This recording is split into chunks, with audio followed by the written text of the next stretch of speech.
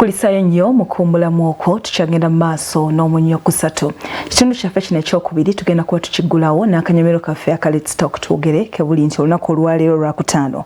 Leero tugenda kuba tutunuulira emirimu egyo egyaguddwawo giddemu nate okukola okuli abasuubuzi abakolera mu bibuga ebitali bimu naddala abali mu zaakeedi ababooda bagenda okuba nga batandika ennaku z'omwezi nga 27 ko n'abazisaaluuni nga bano bonna baliko obukwakkulizo bwe baba bataddeko. Twogeddeko nabo emboozi gye batubuulidde egyo genda okuba nga olaba mu Let's Talk Twogere.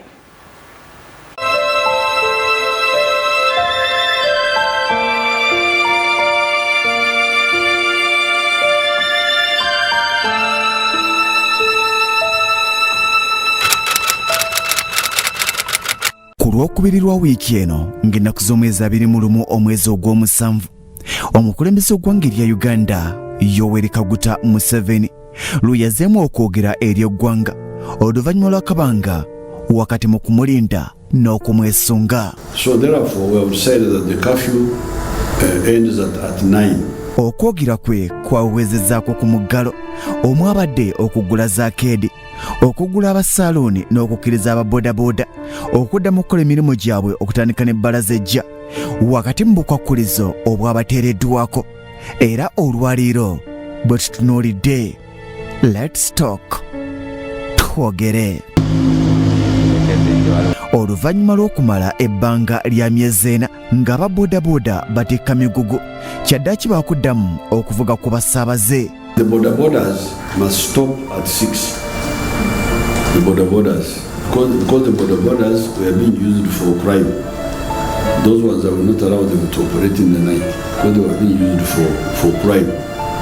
Enteekateeka era njirina nze neebazizza okuba nga bakoze ki batujje kwakagwa kabadde katusibye ebigere n'emikono nga tuliyanga nga twetetenkanya bwetetenkanya bokisi n'akagisimululako wano nasooka kutunda amagi nga gali ku kiddibo amagi bwe gaalinya n'eŋŋambo waayo mugezi nina amaka kankole ki kanfune nje gye neeyiiya nendayo okusomba enanansi eruweero nenva mu nanansi nengenda mu nnyanya ssebo nga nzitambuza wamu n'obutungulu era nga ntambuza ebintu bwe nsobola okukola ki okulinda kubanga nze nalaba ebyokuvuga basaabaze sijja kumalako n'okubeera nga nereega neki ne poliisi nenga kanentetenkanya kutuusa we banakola ki banatutera tudde mu mirimu gyaffe. Bagamba nti bawummudde ekimala era betegefu okugoberera amateeka n'ebiragiro ebyabateereddwako omukulu si kulwa ng'anyiiga.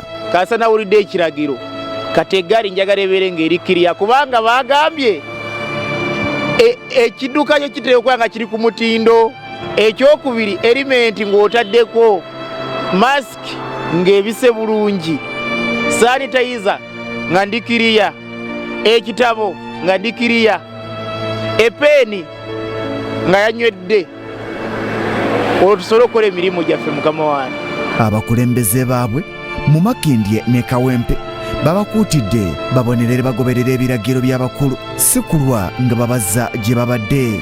Kati amateeka agaleeteddwa bw'olaba ebintu ebyo kankulage ffe engeri gye tubadde twetegekamu olaba kati eno masiki tuzirina nze nno nina na 2 eno bweddugala nga nyambala endala masiki eno oziraba buli wa boda kati alina masiki. Bw'ova ku masiki tulina elementi zaffe zino ndowooza ogiraba n'osiba n'otavaoko n'obikkako ne shiudi yendabirwamu.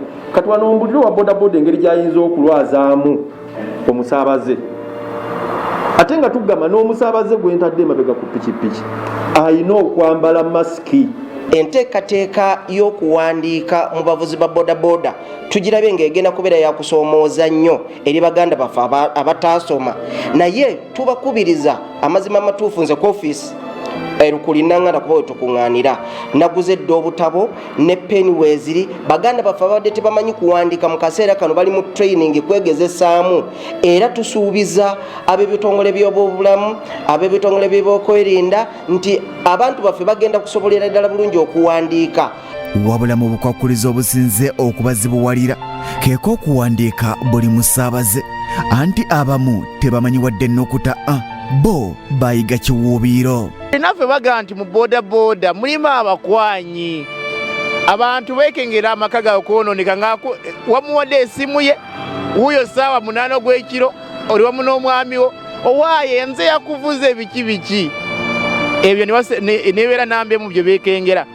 Ekyokubiri, ffe tetulina buzibu okuwandiika abantu. N'olina obabeera nga yakoma mu pitu nga temanyi okutereeza oluzungu, bw'oŋŋamba kuwandiika John nsobola kukiwandiika nga wandiika Oluganda, kikulu mba nkuwandiisa era bwakisoma ayinza okugamba waaye ono kituufu teyasoma naye aba ategedde kyewadde oyagala kukola ki okuwandiika. Ffe kuwandiika tulinako obuzibu, naye obuzibu tujja kubusanga mu bantu betuvuga nga tayagala kwadatta ebimukwatako.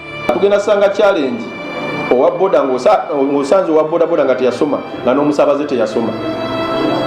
Kuba owa boda nga teyasoma ng'omusaabaze wagenda okutwala yasoma abadde asobola omwegayirira naga muganda wange sisobola kuwandika nempandiikiraako erinnya lyo wano eno n'essimu yo.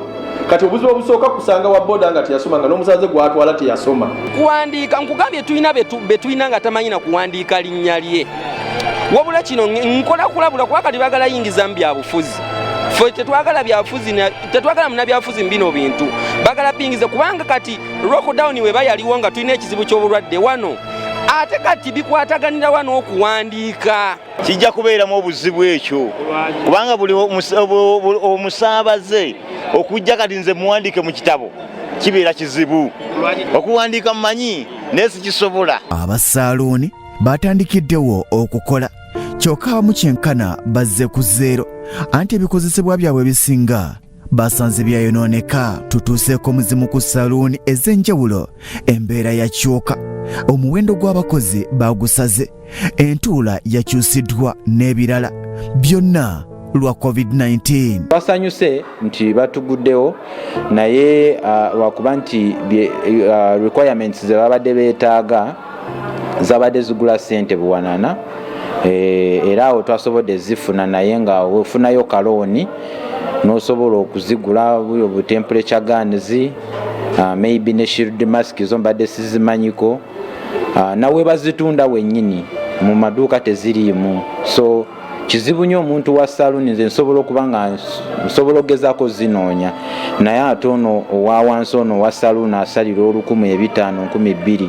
ayiza obutazisobola nazo za buseere. Hannington byereeta ayoyota abakyala n'abaami, agamba nti ku nnaku za wiikendi Uwakiri yakolanga ku bakasitoma abali mu 10, ekitanabaawo olw'ensonga nti abamu ku lwaliiro bakyalimu okutya kungi. Katugambe nti buli lunaku mbadde nsobola okuba nkola emitwalo 10. Emitwalo 10 buli lunaku kiba kitegeeza bw'oba bazizaamu emyezi gye tumaze nga tugaddewo, kiba kitegeeza nti bw'oba okibazeemu bulungi ziba ssente mpitirivu. N'ekirala twafunyemu challenge ey'aba landlords, waddeko yes natuukiridde landlord olumaze otugulawo nemutuukirira naye nga ndaba tali willing kugamba nti atusonyiwe ssente ezo. Naalisabye nti gavumenti ebatunulemu eba meeting basobole otusonyiwa ssente ezo kubanga tetuziyina. Buli omu embeera yamuyisa bubwe naye nze yampisa bubi nnyo nti engeri gye kyatugwako nga bw'omanyi emirimu gyaffe gya kufuna mpola mpola, ate ne kinsanga nti ndi muntu wa famire, so kyampaliriza okuleka Kampala nsooke ngendeko ne mu kyalo. Bagamba nti ebimu ku bibeetaagisa omuli zikapima bbugumu, face shield n'ebirala bya bbeeyi, ate nga babadde tebakyakola. Ti nze nabadde nafunye chance bwe nagenze ku mutimbagano nasanze buli ku mitwalo 46 ku 6, naye nasobodde okukafuna ku mitwalo 25 lwakuba nti nabadde nyina beemanya abapusapurayinga nensobola okukafuna. Eyo chance gye nafunye, naye waliwo abawansi abatakasobola, abatajja kusobola emitendera gye batuwadde. Bo abaza akeedi batuukidde mu kwekalakaasa, beekokola bagagga bannannyini akeedi abafuukidde olukokobe, babapeeka ensimbi zaabwe ez'obupangisa za myezi 4, abandi za myezi 3, abasaba okubaggula bagende bayiize walala emmaali bagibamye.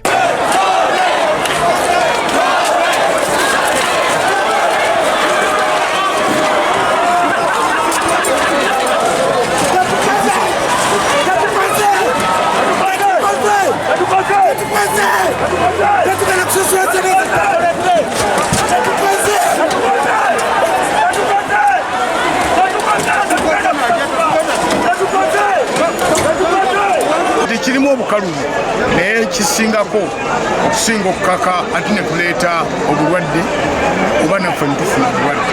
Mu mbeera eno tuukiridde abakugu mu bya bizinensi aba Uganda National Chamber of Commerce and Industry bagamba nti wadde ng'emirimu egimu gyazzeemu okukola naye okusoomozebwa kukyali kungi mu byenfuna.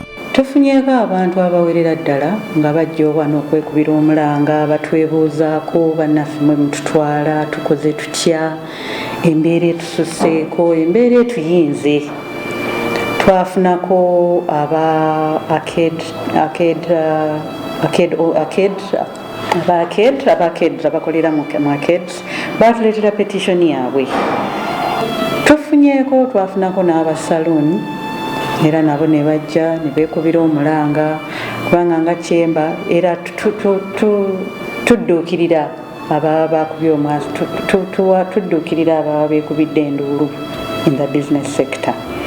Nabo ne twogeraganya nabo era ensonga zaabwe ne tuziweerezaayo era neebaza omukulembeze w'eggwanga nti omulango gwe yaguwulira n'abakkiriza baddemu bakole. Abantu abadde banjawulo ababadde bajja mu basinze okukosebwa mwe muli aba bodaboda, abasaluuni, ebyobulambuzi n'emirimu emirala. Sectors z'ogambye aba bodaboda, aba arcade traders n'abasaluuni. Of course, tourism industry is the most affected in our country, as you know. The airports are closed. We no longer receive tourists coming here. Most hotels are empty because there are no travelers. So the tourism industry has been heavily affected. And as you know, even the service sector, basically the service sector. Ssaabawandiisi owa Uganda National Chamber of Commerce Brenda Tibamwenda awadde amagezi abo abali mirimu egitali gimu egiri mu kusoomoozebwa. Agambye nti bo ng'ekitongole basinkana abasuubuzi ne bannannyini bizimbe ne babasaba okuteeseganya ku nsonga ey'ensimbi z'obupangisa okusinga okudda mu kuneneŋŋana. Nze mbakubira omulanga tetwekalakaasa kubanga era kakati nze nkiwa ne banaga nti gavumenti esasule buli omu. Tusaasireko ne ku mukulembeze w'eggwanga anaatuwazenkanawa anaatuwaziriwa naye ate kirinamu ne ku ssuubi nti batandise okutusakira ku ssente ezo okuvanga ze batadde mu UDB ez'omu microfinance. Kakati nze mbadde ngamba nti nga bwe ngambye nti twekuŋŋaanye tubeere bagumu. Omukulembeze w'eggwanga banaaba bamaze okutuwa ebitongole bino mwe batadde ssente zino batuwe guidelines kwe tutambulira. Abantu banaazifuna batya oba oliawo nakino kijja kuvaayo kiyambeko ku bantu baffe. Naye nze mbakubira omulanga tetwekalakaasa. Ku lunaku olwa bbalaza owiiki ejja ng'ennaku z'omwezi 27 omwezi guno aba bodaboda lwe bagenda okuddamu okusaabaza abantu wadde nga bakoma saa 12 ez'akawungeezi nga baba balambikiddwa omukulu. Let's talk twogere bikuŋŋaanyiziddwa. Tumwebaze Godfrey ne Ora Gabriel ku Salt TV Omunnyo.